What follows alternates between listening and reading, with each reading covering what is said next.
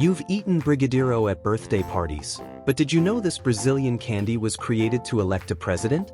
And the story involves one of the most powerful women in Brazil, an election campaign, and a shortage of milk? That's right, the brigadeiro you love wasn't born in a bakery. It was born in a political war kitchen. And its name wasn't supposed to be Brigadeiro. Come along as we uncover the complete history of brigadeiro. The story begins in the late 1940s. Brazil was living through the post-World War II period, and the country was about to elect a new president. In 1945, Brazil prepared for its first elections after the end of Getulio Vargas's Estado Novo regime. Two major names were running for office: Eduardo Gomes from the UDN, National Democratic Union, and Eurico Gaspar Dutra, supported by Vargas.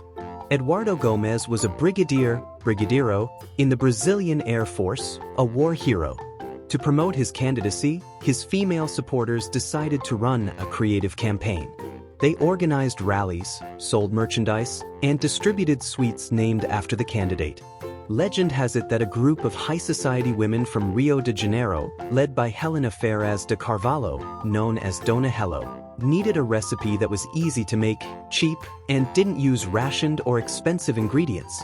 That's when they had a brilliant idea: mix sweetened condensed milk, which had become popular in Brazil during the war, butter, and chocolate powder, ingredients that were available and not too expensive. They cooked the mixture until it formed a firm dough, rolled it into small balls, and coated them in crystal sugar. The candy was a calorie bomb, perfect for a political campaign that needed energy and enthusiasm. The candy was named Brigadeiro's Sweet, in honor of Eduardo Gomes. The women sold the sweets at rallies and events, and the success was immediate. The candy became a symbol of the campaign. Now here's the part few people know.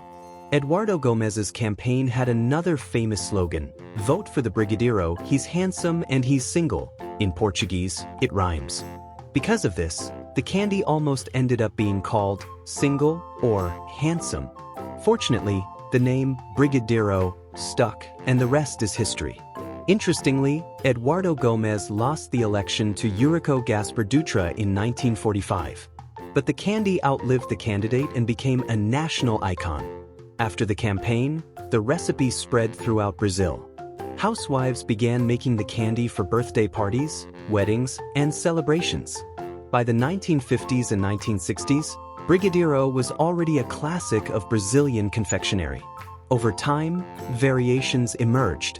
White brigadeiro, made with white chocolate. Spoon brigadeiro, creamier, eaten with a spoon. Gourmet brigadeiro, with imported ingredients, like Belgian chocolate. Beijinho, the coconut version. Today, brigadeiro is a mandatory presence at any Brazilian birthday party, along with the famous cup of soda with guarana and the party snack. National consumption. It's estimated that about 90% of Brazilians have eaten brigadeiro at birthday parties. It's the sweet most associated with Brazilian childhood. Exportation. Brigadeiro has been conquering the world. There are gourmet brigadeiro shops in New York, Paris, London, and Tokyo. In Portugal, the candy is also called brigadeiro, but many confuse it with truffles. Brigadeiro Day. There's no official date, but many celebrate on September 10th, unofficial. The world's largest brigadeiro was made in 2019 in Belo Horizonte, weighing over 400 kilograms, the equivalent of about 20,000 normal brigadeiros.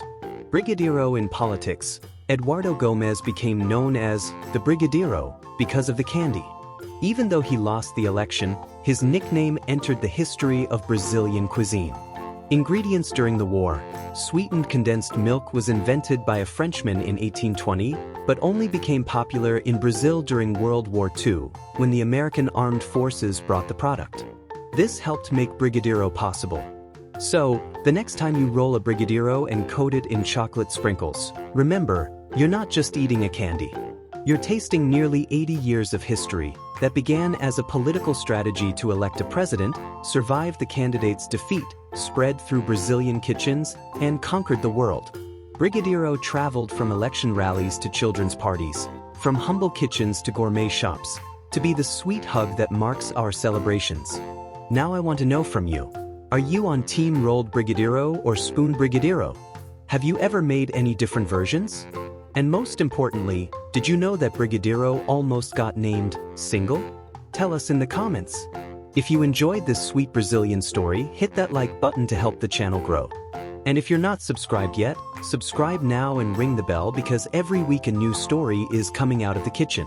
See you on the next plate.